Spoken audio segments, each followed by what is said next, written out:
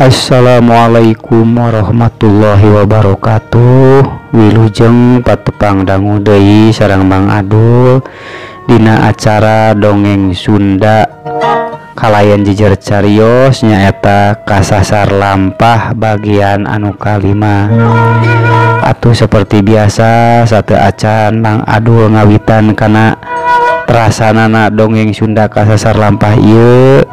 Mang Adul sakali deui bade nyuhunkeun pangrojong nati sadayana supados tiasa kersa ngalaik ngomen sareng nge-share nya sareng tong hilapnya subscribe anu teu asana subscribe mah sareng aktifkeun kana lonceng notifikasina supados palawargi sadayana udinya kana kalajetanana kalajenganana kumaha dongeng Sunda Kasasar Lampah ieu teh.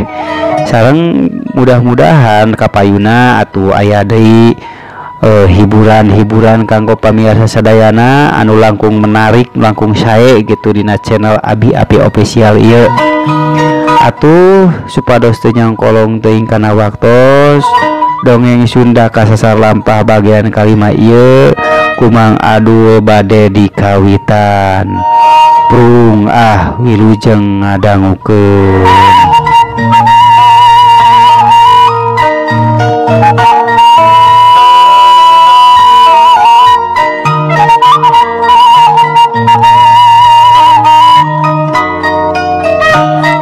Assalamualaikum. Waalaikumsalam. Si bongkeng uluk salam. Pas si bongkeng uluk salam atuh nu di jero teh kabeh curing hak bari jeung raruwaseun. Soalna kabeh oge pada apa kana sora si bongkeng.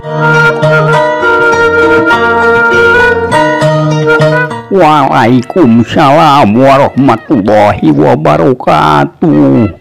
Cari cing erek kamarana eta marane sok dariuk deui dariuk taruluykeun anggur sih ngadarua.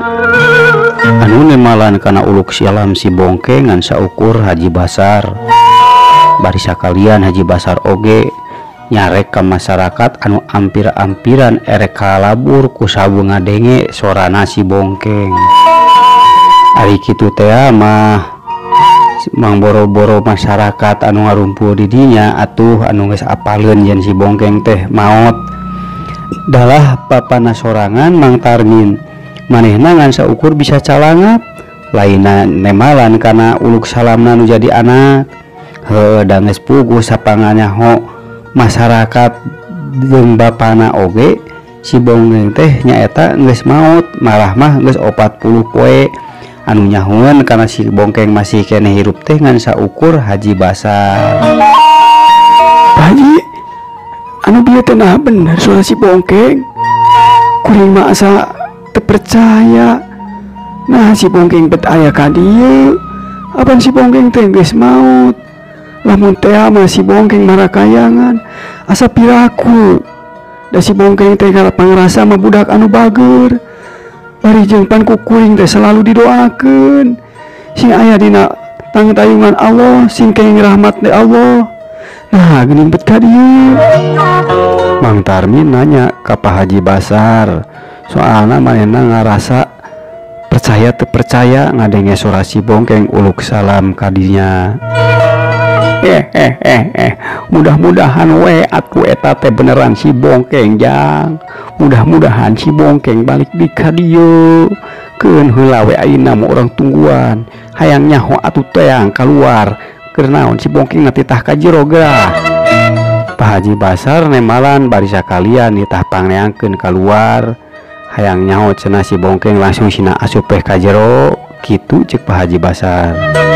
Nanya kitu teh ya atuh ngaran-ngaran masyarakat anu selalu dilimpudan ku rasa kasieun jeung borangan teh ya. Tungtung nama patuding-tuding nu ieu nitah ka ditu nu itu nitah ka ieu. Hayo we pada pasurung-surung nitah neang kaluar pada arembungeun. Kunaon ai marane nu lain poang neangkeun kaluar anggur sih kalah ka patuding-tuding kitu geuningan. Yang Tarmin cik atuh kui laing teang tuh keluar. Hayang nyaho budak maneh bawa sina ka jero langsung.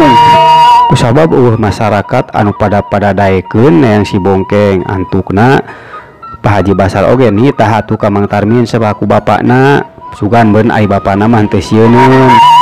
Ari Mang Tarmin dititah kitu ku Pak Haji Basar teh atuh lain buru-buru ngagurudug atoh ningali ngadenge sora aya anak di luar teh. Mang Tarmin kalakah nitah deui ka BM selaku pamajikanana. Mana? Ka dieu geura. Itu aya si Bongkeng di luar. Urut yang keluar. Sina ka jero. Bener itu si Bongkeng. Alhamdulillah ya Allah. Mudah-mudahan eta teh putra abdi. Buru mana? Itu si Bongkeng. BM anu keur aya di kamar digerokan ku Mang Tarmin ngadadak ngakurudug atuh. Manehna curinghak ngadenge ngaran-ngaran si Bongkeng aya di luar. Heda ari sifat nu jadi indung mah meureun. Henteu siga anu jadi bapana meureun leuwih peka. Nalurina ge leuwih kontak anu jadi anakna. Kumaha bapana? Aya si Bongkeng. Teu salah kitu eta teh. Pak Haji bener aya si Bongkeng. Cik atuh kukuring urang teh yang keluar. BM ngagurudug keluar ti kamar. Badi teruskeun manehna indit ka buruan ningali si Bongkeng aya eueuhna di luar. Ari si Bongkeng sanggeusna uluk salam teh manehna henteu langsung unggah ka imah. Manehna kalah nguliwed ka pipir anu maksud erek nyimpen heula sair jeung ember. Da piraku cenah ka imah erek mamawa sair jeung ember mah da biasa oke osok disimpen teh di pipir dina luhureun kandang hayam. Atuh BM teh anu pas noong keluar teh teu kasampak si Bongkeng aya di buruan. Manehna ungak-inguk bari pek ngahulang langsung ngareret kana salarea langsung balik deui nyamperkeun ka salakina jeung Pak Haji Basar. Nah di luar mah teu aya sasaha geuning Pak Haji. Ah meureunan eta mah kukupingan hungkul. Bapana piraku kana sora anak sorangan teu apal. Geuningan eueuh sasaha di luar teh. Cinjuk teh ku bapana dan geus puguh ku kuring mah eueuh bukuning. Lamun teh mah bener si Bongkeng ya Allah kacida bungahna meureun di sim abdi. Kitu pokna BM. Bari manehna satengah ti nyurungkeun ka salakina supaya neang keluar geus puguh eueuh sasaha cenah di luar mah.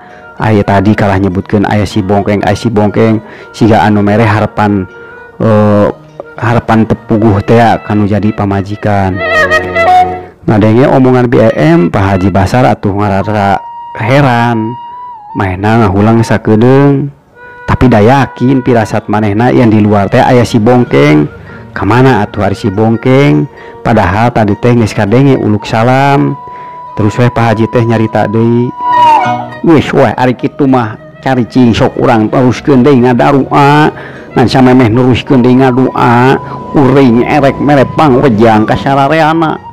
Omat lamun datang deui eta sola si Bongkeng, terus si Bongkeng unggah ka imah ulah aya anu nganaon-naon. Cari cing kumaha kuring weh, keun kuring anu nanggung jawab, kuring anu bakal ngajelaskeun ka sararea, terutama ka hidep yang jeung nyem kade cicing we hidup mah nyakeun kumaha kuring we.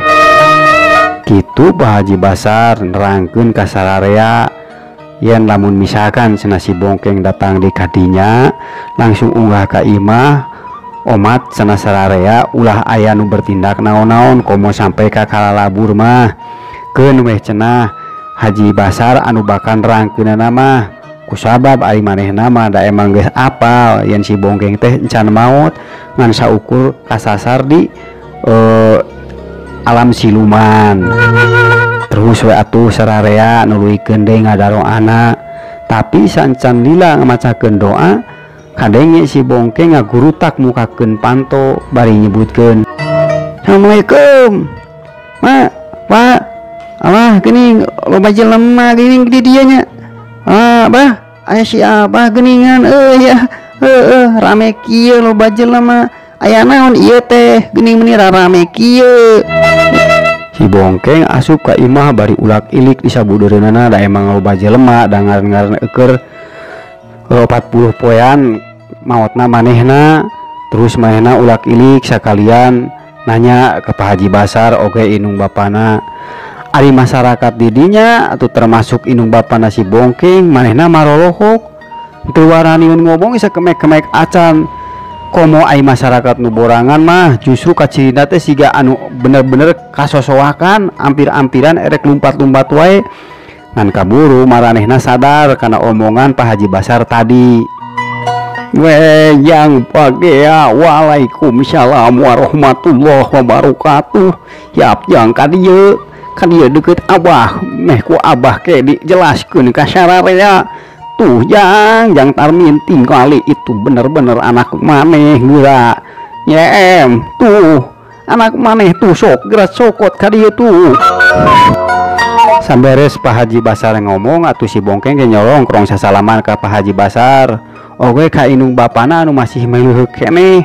Ari BM mah manehna mah da ngaran-ngaran kolot heuh jadi indung meureun. Angger we rasa sono kanu jadi anak teh teu bisa disumputkeun. Pas si Bongkeng sasalaman ku manehna langsung digabruk bari diceri-cerikan. Ujang, atuh ari maneh tas di mana Jang? Ujang, mas sono ka indep Jang. Kamana wae atuh Ujang teh? Ari sugan ma Ujang teh geus maot we Ujang. Bisa apa mata semet kagering mikiran Ujang. Ari sugan teh mah bener-bener Ujang teh geus maot. Alhamdulillah ya Allah. Gini putra abdi masih keneh aya ya Allah. Ari si emak pilaku uing geus maot mak. Apan uing teh nyair mak jeung si Ohen. Alah si Ohen eta ninggalkeun uing mak teh bebeja mah si Ohen. Aduh si Ohen bener-benernya. Aduh kamana geuningan eueuh ngariung di dieu si Ohen mah. Si emak pitaku uing geus maot mak. Aduh si emak bener-bener. Si Bongkeng nyarita bari manehna puluhak-polohok atuh satengah teu percaya manehna oge. Soalna manehna teh pan geus puguh cenah init nyair jeung si Ohen, tapi kunaon ku kolotna cenah ge disebutkeun geus maot. Tekung silila Pak Haji Basar ge atuh langsung we nyarita ngajelaskeun ka sararea khususna ka indung bapana si Bongkeng oge ka masyarakat anu area di dinya.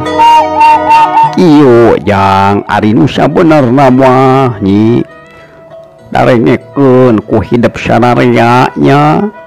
Ari nu sabenerna mah si Bongkeng teh lainna geus maot. Ngan si Bongkeng teh aya nu mawa nyaeta ka alam siluman. Kusabab si Bongkeng mah budakna beureunan soleh, mukmin keneh, jadi masih keneh aya dina panangtayungan Allah Subhanahu wa taala. Tah ieu teh bisa ku arurang dijieun gambaran atawa jadikeun contoh yen kahirupan teh kudu bener-bener dijalankeun anu sabener-bener kalayan ku kaimanan jeung katakwaan. Sing sanajan balai ngancam bahaya ngancam di sisi tigigir insya Allah arurang teh bakal aya dina panangtayungan Allah Subhanahu wa taala. Tah jang Bongkeng sabenerna mah hidup di dieu teh kasebutkeunana geus disarebutkeun maot. Malahan hidup teh geus aya 40 poena. Ieu teh ukur ngayakeun acara tahlilan anu 40 poena jang. Kitu ceuk Pak Haji Basar sakalian atuh ngajelaskeun ka si Bongkeng oge yen manehna teh eueuh di alam dunya teh geus aya 40 poena. Atuh si Bongkeng ngaradak reuwas ka cidaherana. Da pangrasa manehna mah manehna teh aya di nagara siluman teh ngan saukur 2 poe. Malahan 2 poe eta ge eueuh rasa tunduh eueuh rasana naon. Dara rasaan mah poena ge henteu berganti jeung peuting, henteu gantian. Asa teu manggihan peuting di alam siluman mah si Bongkeng teh ngan ngarasa peuting teh di waktu lamun kadatangan siluman nyaeta kaayaan sabudeureunana teh ngadadak pararoe kitu cenah ceuk si Bongkeng. Nah, Abah uing mah teu ngarti bener sumpah uing mah teu ngarti. Kunaon uing geus 40 poe pan urang uing teh kamari teh di ditu teh ngan ukur 2 poe geuningan bah. Pan jeung si Abah ge panggih di ditu. Bari jeung da uing mah teu ngarasa tunduh di bah di ditu teh. Dara rasaan mah eueuh peutingan bah. Nah di dia bet geus 40 poe geuningan bah. Si Bongkeng tumanya ke Pak Haji Basar. Da manehna ngerasa heran jeung bingung atuh. Da bener, da emang manehna teh pangrasana mah ngan ukur 2 poe. Geus jang keun wae ulah dipikiran.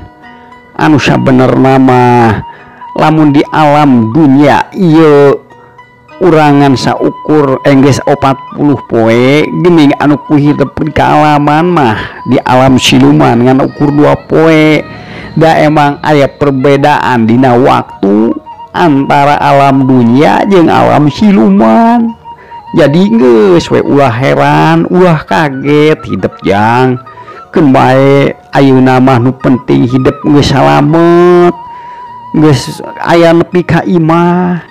Berarti hidup teh masih keneh aya dina panangtayungan Allah Subhanahu wa taala kitu jang.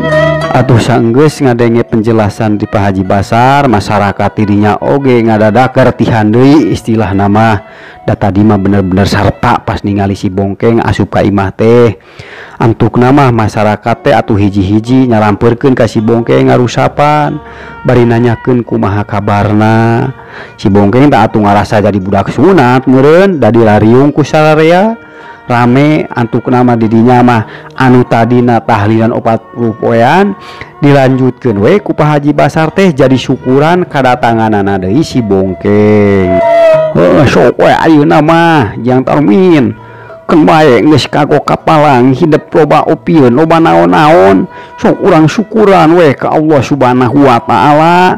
Kusabab anak hidup anak ilaing yeuh geus aya deui ka imah geus salamet kalayan eueuh luka saeutik-eutik acan geuningan tah teu kakurangan naon-naon.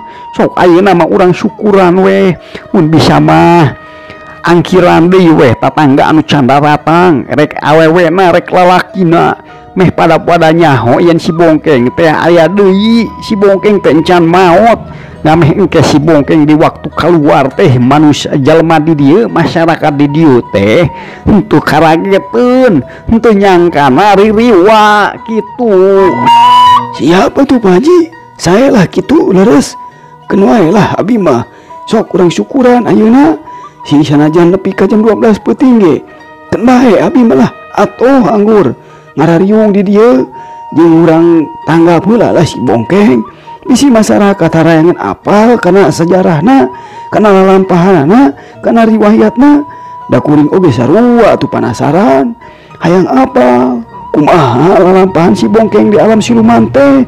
Mun bisa makan bae lah urang sakalian itu pan aya hayam 2 tuh jago urang pencit kaburu mun moal Pak Hajinya. Keun bae lah urang begadang we heula ayeuna mah kuring mah asa ngarasa atuh bener-bener syukuran ieu mah bener. Sok lah Pak Haji balaturan sim abdi lah bae keun urang teang ayeuna masyarakat na ku abi jeung ku mun bojo lah. Mana hayu tuh urang teangan masyarakat urang uleman deui ka dieu angkiran sina ngarariung di dieu sarua kabeh we ibu-ibuna ge ajakan keun bae urang sakalian Bu Haji Komala ge urang jemput ka dieu nya Pak Hajinya. Mang Tarmin panjang lebar cumarita ke Pak Haji Basar. Cenah manehna siap lah sing sanajan begadang semet ka jam 12 peuting oge manehna hayang ngabuktikeun bahwa keluarga manehna teh ngarasa bahagia bener-bener rek syukuran ka Allah Subhanahu wa taala. Yen manakna hiji-hijina teh masih keneh dibere kasempetan ngariung mungpulung jeung maranehna. Oh atuh sok tah kitu we hade jang Larmin. Tapi ulah lah keun bae emang di dieu sinakeun siap-siap we di dieu keun bae atuh sok naon we lah nu aya arek hayam puncit-puncit da bakal kaburukeun bae kuring ge jadi penasaran kumaha tusanana lalampahan si Bongkeng. Soalna bisa ti heula ka ditu teh si Bongkeng teh ngan saukur ku kuring dituduhkeun sinaneangan hayam anu bodas. Heueuh sok we atuh ayeuna mah masyarakat kaarimahna heula masing-masing bawa pamajikan hidup masing-masing ka dararieu bawa anak-anak ka dararieu supaya henteu kasalarwakkeun di waktu panggih jeung si Bongkeng gitunya sok ayeuna mah atuh. Pak Haji Basar oge atuh nemalan kana caritaanana Mang Tarmin ngan ai Pak Haji Basar mah nyare ka BM supaya entong milu nguleman atau ngangkiran ke masyarakat soalna BM mah supaya bisa beres-beres jeung siap-siap didinya di balaturan beuneuran ku si Bongkeng jeung nu Araraya ngan masyarakat nu sejenna mah dititah nyokot heula pamajikanana ngajak heula anak-anak mah supaya ngalariung didinya kami engke bari sakalian ngadengekeun kumaha caritana si Bongkeng di alam siluman teh. Lah Pak Haji abi mah penasaran keneh ieu teh lah. Apaan si Bongkeng teh ayeuna teh aya di dieu. Nah ari anu ti heula dikuburkeun atuh saha? Pan geus jelas ti heula teh anu ngamakamkeunana teh Pak Ustad Sodik. Abi ge malahan milu di dinya istilahna nguburkeun si Bongkeng teh. Saha atuh nu ti heula dikuburkeun aya lain si Bongkeng mah. Mang Surya salah sahiji warga didinya tumanya ka Pak Haji Basar. Soalna manehna ngarasa penasaran. Apan geus jelas atuh ti heula teh cenah si Bongkeng teh dikuburkeun. Malahan manehna ge milu cenah nguburkeunana. Jadi manehna mah saencan boga jawaban ti Pak Haji Basar, jadi henteu waktu langsung turun keur nyusulan pamajikanana. Kembali Jan Surya aus maneh teh eta teh nanyakeun tandana maneh teh hayang apal aus bisi aya naon-naon pan kudu jelas heula heueuh kan bae we atuh ayeuna mah kasararea isukan mah anu sakira-kira henteu gararawe mah hayu urang gali heula weh urut kuburan si Bongkeng eta ge susuganan can buruk tah jerona belain si Bongkeng anu dikubur teh ngan eta mah siga disiarupakeun jeung si Bongkeng ari ceuk pangrasa kaur kuring mah anu dikuburkeun teh ngan saukur bodogol cau soalna pi heula anak kuring nyebutkeun cenah jasad si Bongkeng teh sing sanajan kakaret mautna ngan anehna teh cenah jasadna teh beungeutna hancur jeung cenah geus jeger geus heuras sok padahal mautna kakarat. Pak Haji Basar ngajak ke masyarakat atuh supaya cenah isukanana hayu urang gali kuburanana si Bongkeng jeung Pak Haji Basar ge nyebutkeun yen anu dikuburkeun mah ngan saukur bodogol cau cenah ngan bisi mah penasaran masyarakat hayang apal hayu we cenah atuh isukan urang garali deui pamakaman si Bongkeng eta. Saenggeus ngadenge penjelasan di Pak Haji Basar atuh sararea oge langsung we paramitan heula ka BM sakalian Mang Tarmin oge milu jeung masyarakat tu sejen anu niat erek nyusulan Bi Haji Kumala. Ada ingal we dinya teh ngan saukur BM si Bongkeng jeung Pak Haji Basar anu siap-siap beberes didinya bari nungguan sakalian nungguan masyarakat anu sejenna. Kumaha Keng bisa kaluar di nagara siluman teh bener nuturkeun hayam bodas? Pak Haji Basar nanya ka si Bongkeng penasaran nah bener cenah kaluar teh nuturkeun hayam bodas sakumaha pituduh manehna.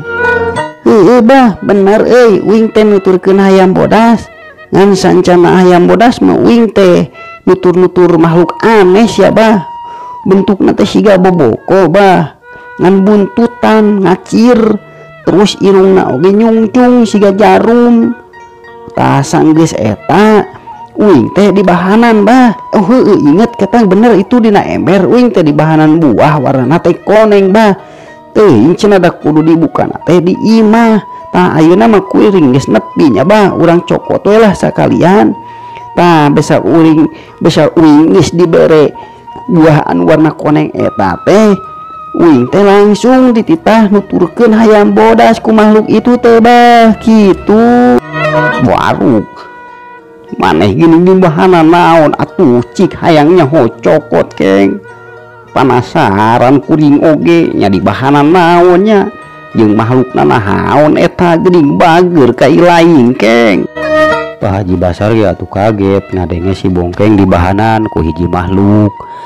Pak Haji Basar ngarasa penasaran nah di bahanan naon atuh si Bongkeng teh jeung saha jeung makhluk naon cenah anu bisa ngabahanan ka si Bongkeng. Ari si Bongkeng geus ngalakukeun naon kok bisa-bisa eta makhluk ngabahanan ka si Bongkeng.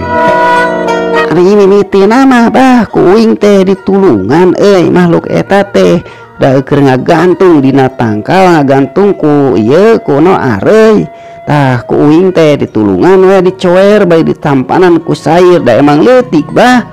Makhluk nama uing ge teu ngarti segede bokona mah ke atunya ku uing urang cokot lah cenah bara ituna non buahna penasaran uing ge tadi mampir poho bah ke atu daguan urang cokot heula nya. Terus atuh si Bongkeng ge turun ka buluan ngorereng ka pipir saenggeus ngajelaskeun ka Haji Basar yen manehna geus nulungan heula eta makhluk samemeh manehna dibere eta buah. Tukung silila si Bongkeng ngagulutrak deui bari mawa ember atuh teu nyaho isi nama naon ngan ember eta teh siga kaciri nama pinuh ku runtah.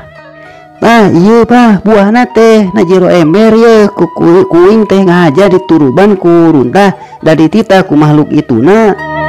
Jikeun bawa ka dieu jang mana lah urang tingali ku kuring panasaran nya dibere buah naon ilaing teh. Cik mana bawa ka di bawa emberna. Si Bongkeng ge mikeun emberna ka Haji Basar ngasongkeun emberna bari kek du manehna ge diuk gigireunana Pak Haji Basar.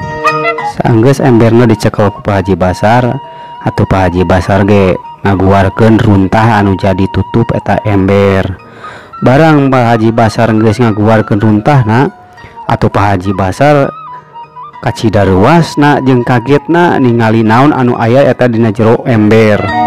Astagfirullahaladzim, Bongkeng ari maneh perjanjian naon jeung makhluk anu disebutkeun ku maneh tadi.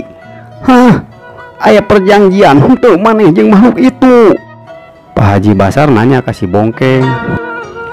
Naon bah? Perjanjian naon maksudnya bah? Udah dah uing mah perjanjian naon jeung makhluk itu mah biasa we bah. Manehna mah da mere buah eta teh ku sabab manehna ngarasa ditulungan bah besa manehna kajiret ku areuy dina tangkal bah kitu bah. Itu tembal si Bongkeng bari ngajelaskeun ka Pak Haji Basar yen manehna dibere buah eta teh gara-gara manehna geus nulungan ka eta makhluk besa makhluk eta waktu kajiret ku areuy dina luhur tangkal. Anu bener Bongkeng, beneran maneh perjanjian naon bisi we maneh janji erek mere tumbal ka eta makhluk. Masalah na maneh pangjing eta makhluk teh di alam siluman sia. Ari si Abah bah beneran uing mah nya naon bah uing atuh pake perjanjian sagala lah komo tumbal kitu uing ge balangsak bah ditumbalkeun batur pukuning. Siabah masuk para ruguh emang aya naon sih bah kibang ge aya buah dibere buah barjing buahna ge naon uing mah teu ngaho eta buah naon loba bah buah mah di ditu di alam siluman eta ge pan uing nu ngaranna teh da meuli leubeut sia bah buahna teh. Si Bongkeng nemalan deui bari ngarasa penasaran aya naon sebenarnya cenah dina jero ember eta teh da pangrasa manehna mah di jero ember eta teh ngasaukur aya buah anu teu nyaho ngaranna naon eta buah da warnana teh koneng. Bahkan mah cenah manehna anu ngaranna ge henteu ditita henteu dibere sakonyong-konyong da makhlukna oge ngan saukur nitah ngala kana eta buah bari jeung ulah waka dibuka di jero di alam siluman. Makana pas nepi ka imah ayeuna manehna panasaran naon eta jero ember teh buah naon eta atuh ngaranna. Subhanallah Bongkeng ilaing sing horeng gede milik jang kadieu gerak tingali ieu anak maneh tingali gede milik ieu budak teh syukur jang. Pak Haji Basar nyarita deui bari ka ciri anu bener-bener heran kagum ka si Bongkeng. Malahan mah Pak Haji Basar teh ngagegero ka inung si Bongkeng ka BM supaya ningali kana eta naon anu aya di jero ember. BM we atuh nyamperkeun ka Pak Haji Basar jeung ka si Bongkeng bari pek manehna nyarita. Naon Pak Haji meni asa rame. Emang si Bongkeng teh mawa naon di alam siluman teh? Meni penasaran kieu kuring hayang nyaho atuh. Emang nama naon? Ya ka dieu tingali ieu si bongkeng moal naon ieu na jero ember. Pak Haji Basar nyarita ka BM bari so ngasongkeun ember bari ngaguarkeun eta runtahna. Barang BM ningali kana eusi ember eta, BM molohok teu bisa nyarita, malahan ampir-ampiran ereka piuhan. Manehna lamun teu gerak-gerak langsung muntang kana tihang panto gigireunana. Astagfirullahaladzim. Ujang, ari maneh ieu geuningan mawa nu kieu? Nang di mana ieu teh Ujang maneh? Astagfirullahaladzim. Moal aya naon ieu teh kitu Pak Haji, moal aya manuatna. Alah jadi harariwang kieu mangkaning mawana di alam siluman. Kitu pokna BM bari BM nanya ke anakna anu masih keneh kurang kerung si bongkeng oge ngarasa teu ngarti aya naon sabenerna eta na jero ember teh. Pek manehna nyarita deui. Emangna aya naon sih bah euy? Aing meni asa araraneh. Mak, naon eta mah na ember? Emang aya naon sih mah na ember teh? Piraku bongkeng maneh teu nyaho naon anu kumaneh diasupkeun kana ember. Masih keneh nanyakun. Pan geus puguh cenah maneh lain anu ngalana oge. Piraku maneh henteu nyaho. Pak Haji Basar malik nanya ka si bongkeng, atuh si bongkeng ge beuki kerung we teu ngarti. Da geus puguh anu diasupkeun ku manehna kana ember mah ngan saukur buah anu warnana warna koneng. Malahan mamahna mun teu salah teh ngalana teh ngan ukur gegenep sikina. Waktosna parantos teh nyekapan pamirsa. Rupina dongeng Sunda kasasar lampah anu bagian kalima dicekapkeun dugikeun ka dieu heula. Insyaallah Sabtu payun Mang Adul baris ngaguar dongeng Sunda kasasar lampah anu bagian saterasna. Permio.